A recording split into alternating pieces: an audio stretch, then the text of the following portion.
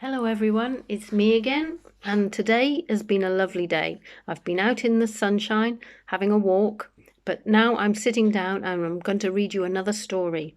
This one is another book in the Little Green Book series by Beatrix Potter.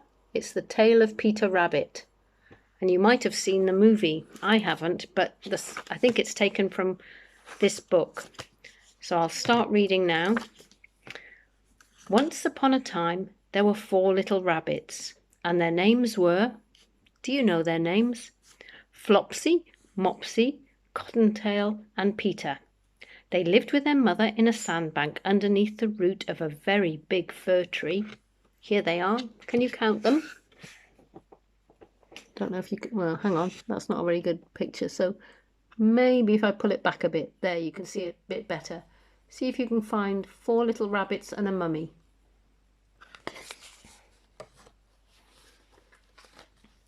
Now, my dears, said old Mrs. Rabbit one morning, you may go into the fields or down the lane, but don't go into Mr. McGregor's garden. Your father had an accident there. He was put in a pie by Mrs. McGregor. So she's getting them all dressed up to go out, but they mustn't go near Mr. McGregor's garden. Now run along and don't get into mischief. I'm going out. There, she's tying up the coat for Peter Rabbit. Then old Mrs. Rabbit took her basket, an umbrella, and went through the wood to the baker's.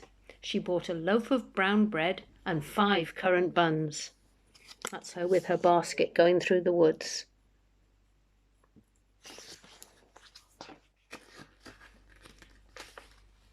Flopsy, Mopsy, and Cottontail were good little bunnies. They went down the lane to gather blackberries. Let me see if I can show you that. It's a bit fuzzy. Hold on. Let me pull it back a bit. I was probably a bit too close. There you are. They're collecting blackberries from the blackberry bush, and I think the blackbirds are there trying to pick up the blackberries from their basket while they're picking.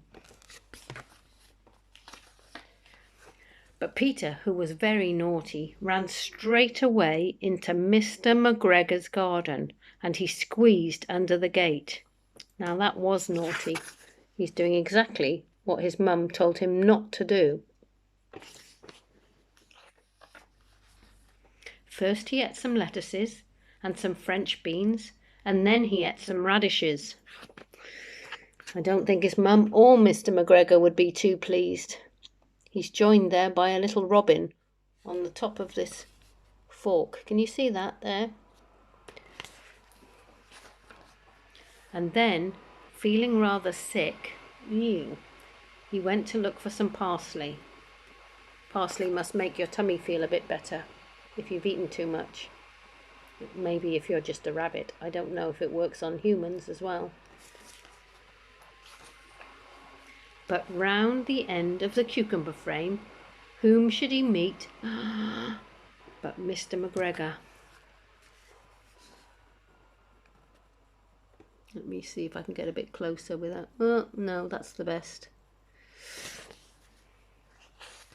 I bet that was a surprise for both of them. Mr. McGregor was on his hands and knees planting out young cabbages, but he jumped up and ran after Peter, waving his rake and calling out, "Stop, thief!" Peter's running away fast, hotly pursued by Mr. McGregor with the garden rake in his hand. Peter was most dreadfully frightened. He rushed all over the garden, for he had forgotten the way back to the gate. He lost one of his shoes among the cabbages and another shoe among the potatoes. I don't know if you can see a shoe there. See? Can you find it? It's just down here. The robins found it, but Peter isn't anywhere near that.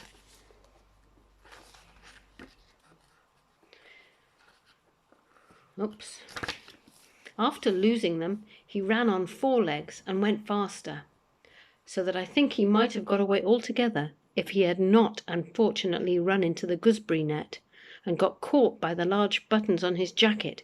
It was a blue jacket with brass buttons, quite new.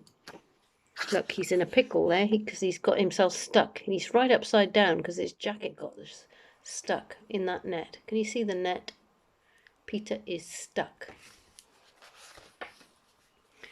Peter gave himself up for lost and shed big tears. But his sobs were overheard by some friendly sparrows who flew to him in great excitement and implored him to exert himself.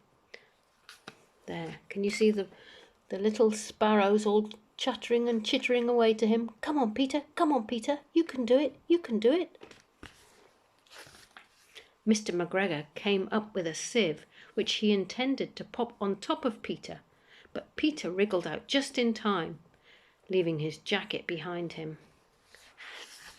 Wow, that was a lucky escape, because that looks like quite a close call. This is the sieve with Mr. McGregor's hands there, just about to catch Peter, and that's his blue jacket that he had to leave behind. And he just wriggles out just in time.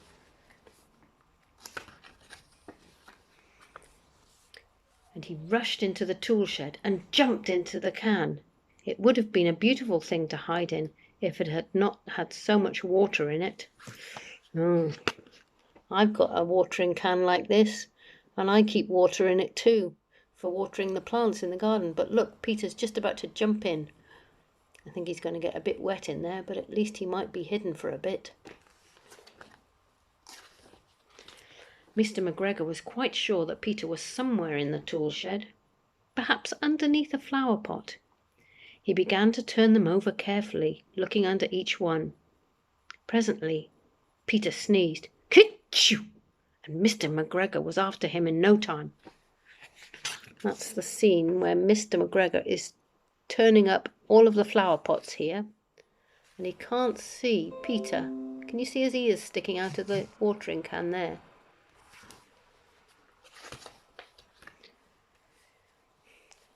Mr. McGregor tried to put his foot upon Peter, who jumped out of the window, upsetting 3 plants.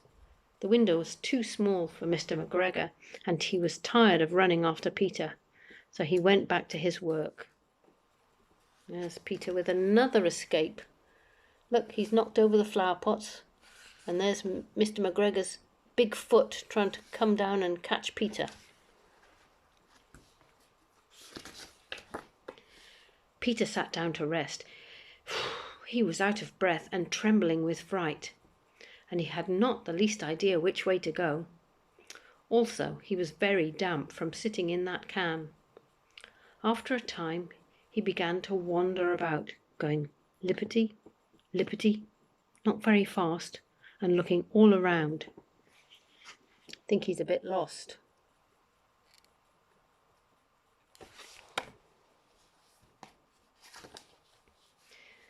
He found a door in a wall, but it was locked, and there was no room for a fat little rabbit to squeeze underneath.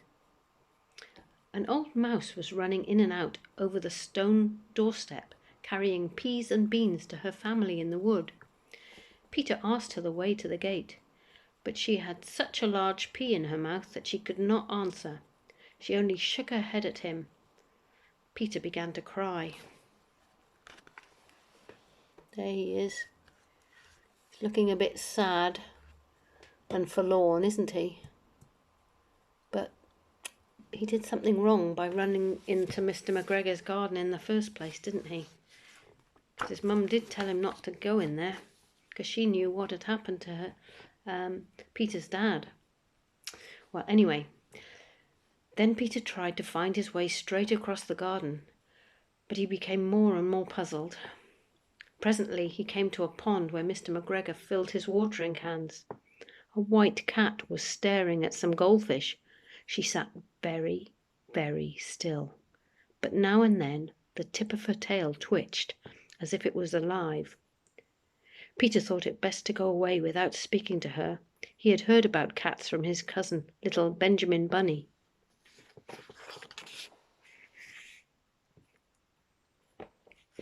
Can you see the goldfish in the pond just down here? And Peter is just up here, out of the way. I think he's trying to avoid that cat, because I think sometimes cats chase after rabbits. I know my cat did once. One of them caught a little bunny from the field behind. They didn't kill it, but they just brought it into the house. Anyway, Peter went back towards the tool shed, but suddenly, quite close to him, he heard the noise of a hoe. Scritch, scritch, scritch, scratch, scritch.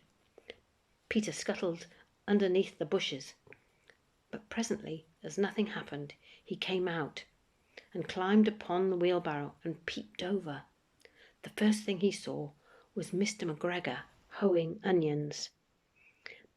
His back was turned towards Peter, and beyond him was the gate. Look, I don't know if you can see all that in this picture. Can you see Mr. McGregor in the garden here, hoeing his onions? And I think this, just behind him, is the gate. Peter's got to make his way all over the garden to this gate in order to escape.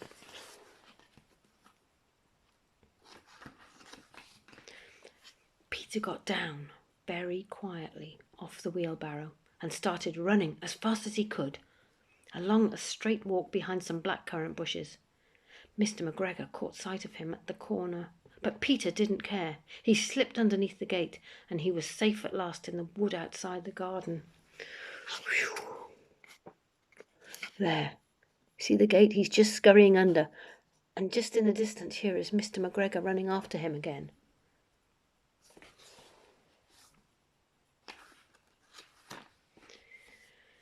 Mr. McGregor hung up the little jacket and the shoes for a scarecrow to frighten the blackbirds.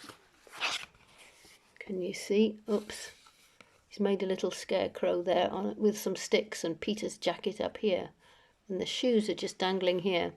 I'm not sure it's doing much scaring of the blackbirds though, because the blackbirds are down here and the robins up here. They don't look very scared of that scarecrow.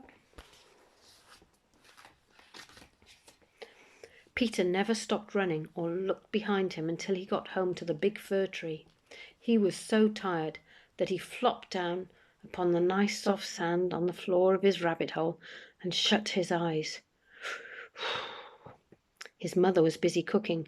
She wondered what he had done with his clothes. It was the second little jacket and pair of shoes that Peter had lost in a fortnight. Oh my goodness. There, can you see Mrs. Rabbit there? She must be cooking something. And there is Peter Rabbit, lying down, absolutely exhausted. I am sorry to say that Peter was not very well during the evening. His mother put him to bed and made him some chamomile tea, and she gave him a dose of it to Peter, 1 tablespoonful to be taken at bedtime. I think Peter's in bed there. Can you see him snuggled up in bed? And this must be Flopsy, Mopsy and Cottontail. They're the good ones. But Flopsy, Mopsy and Cottontail had bread and milk and blackberries for supper. There they go. Can you see them having a nice time, having a little treat there? That's the end of the story today. But I hope you enjoyed it. There's some nice little pictures at the back of the book. I'll show you these as well. There's some there. I don't know if you know those characters, but this is the story we read yesterday. That is Jeremy Fisher. And I think this is Mrs. Tiggy Winkle. Jemima Puddle Duck. I'll find out who that is. But on this side, I think that one's Peter Rabbit there. Is that Squirrel Nutkin? I'm not sure. And that is Tom Kitten. Maybe we'll find out a bit about these little animals later on. Anyway, that's all for now, and I'll see you next time. Good night.